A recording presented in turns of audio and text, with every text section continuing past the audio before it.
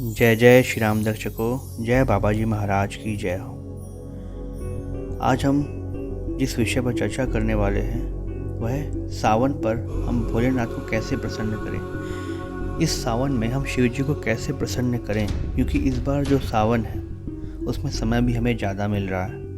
पहले सावन 30 दिन का होता था, इस बार 19 साल बाद 30 दिन की बजाय 59 दिन का होगा। 8 सोमवार हमें मिलने वाले हैं। 4 जुलाई से शुरू होने वाला है और 31 अगस्त तक रहने वाला है। तो इसलिए हम इस बार ऐसा क्या करें कि जिससे हमें सावन में अच्छे से अच्छा समय मिल रहा है उसका सही उपयोग कर पाएँ और भगवान भोलेनाथ को प्रसन्न कर पाएँ। ऐसा क्या करना चाहिए, तो आइए जानते हैं किन किन विधि से हम पूजा कर सकते हैं और कैसे भगवान प्रसन्न हो सकते हैं। तो भगवान भोलेनाथ को प्रसन्न करने के लिए पहले तो हमारे पास समय होना चाहिए।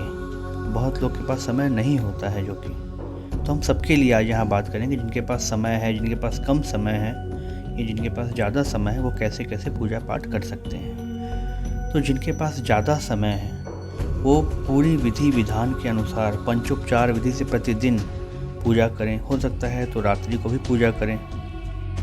पंचोपचार विधि से पूजन करने का अर्थ हो गया इसमें हम धूप, दीप, नैवेद्य यानी जो भी हम चढ़ाते हैं फल, पुष्प, धूप, दीप, नैवेद्य, फल और तिलक, इन्हीं पांचों को मिलाकर हम पंचोपचार विधि से पूजन करना कहते हैं। इसमें आप शास्त्रीय विधि विधान अनुसार भी कर सकते हैं, क्योंकि सब कुछ अर्पित करते हुए हमें मंत्र बोलना होता है। जैसे पुष्पम समर्पयामि हो गया, तो ऐसे ही सभी कुछ अर्पित करते हुए हम मंत्र बोलते हैं। धूप गंध अर्पयामि हो गया, तो ऐसे ही हम यदि मंत्र आता है तो मंत्र के साथ बोलिए, नहीं आता है तो वैसे ही भावपूर्ण होकर भाव होना चाहिए। बस भगवान के लिए भाव होना चाहिए। तो इसके बाद और ज़्यादा समय है हमारे पास, तो हमें ध्यान करना चाहिए। जो हमारे इष्ट हैं उनके स्वरूप का ध्यान करना चाहिए। उनका ध्यान हमेशा करते रहना चाहिए। मन में उनका नाम जपना चाहिए और ध्यान में रत हो जाना चाहिए, ध्यान रत हो जाना चाहिए। अगर समय है तो ये करना चाहिए। और ज़्यादा समय है तो उपासना साधना आप कर सकते हैं। मंत्र जाप करिए, नाम जाप करिए। सुबह या शाम को जब भी समय मिल रहा है आसन लगाइए, गुरु से मंत्र ले लीजिए। नहीं तो जो मंत्र आप शुरू से करते आ रहे हैं वह मंत्र जपिए और मानसिक रूप से जपिए। हो सके तो उपांशु रूप से जपिए। उपांशु रूप से जपना मतलब हो गया, मतलब बहुत धीमे गति से आपको बोलना है, इतना कि बस आपको समझ में आए और कोई ना समझ पाए। आसपास भी अगर कोई हो, आया जा रहा हो, तो उसे भी समझ ना आए। ठीक है, अब आइए आगे चलते हैं। अब ये देख रहे हैं जैसे अर्धनारीश्वर नटेश्वर स्तोत्रम है। तो स्तोत्र, भगवान भोलेनाथ को स्तोत्र बड़ा प्रिय है। रावण क्या करता था कि वो वीणा बजाते हुए स्तोत्र ही पढ़ता था और सामवेद का वो ज्ञाता था। सामवेद में लयबद्ध तरीके से एक से एक स्तोत्र होते थे जिन्हें रावण शिव जी को सुनाया करता था। और यह शिव तांडव स्तोत्र रावण ने खुद ही इसकी रचना की थी।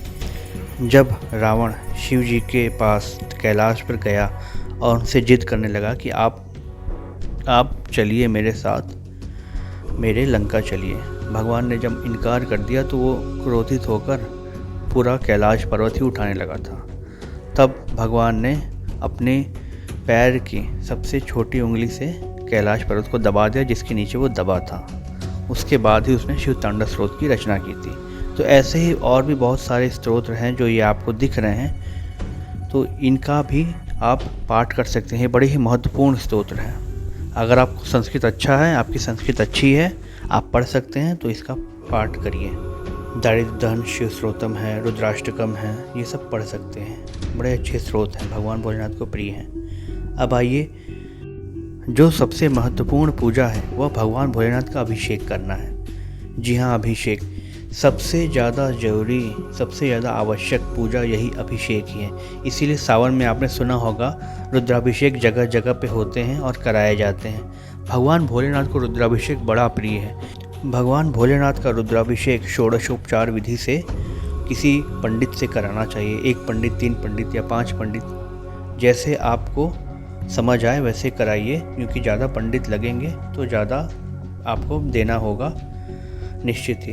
तो आप अपने सामर्थ्य अनुसार इसे करा सकते हैं। आइए जानते हैं कि रुद्राभिषेक भगवान को प्रिय क्यों है और इसे क्यों कराना चाहिए। इसका सबसे ज़्यादा फल इसी का क्यों मिलता है?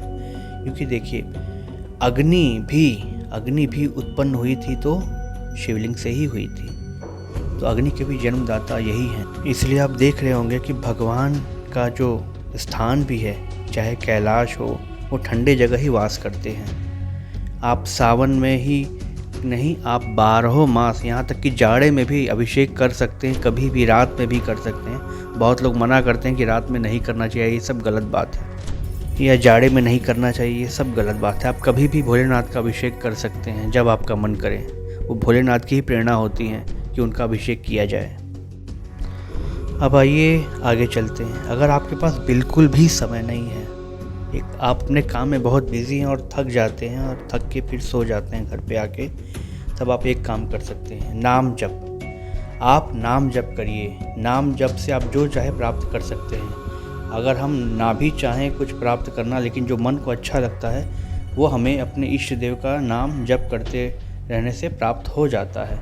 और इस सावन में हम भोलेनाथ का नाम जप कर सकते हैं। जितना चाहे उतना जप करिए। अगर आपके पास समय की कमी है तो आप सबसे अच्छा यही साधन ही है, आप नाम जप करते रहिए। शिव शिव, शंभु शंभु, भोले भोले, आप नाम जपते रहिए। उनका मन में उनका स्वरूप स्मरण करिए और उनका मन ही मन जाप करिए। भगवान भोलेनाथ की आप सब पे कृपा हो। और अगर आप लोग को वीडियो अच्छा लगा हो तो इसे लाइक करें और दूसरों से भी शेयर करिए, सबको ये बात पता होना चाहिए। और सब्सक्राइब करिए कृपया। जय जय श्री राम, हर हर महादेव।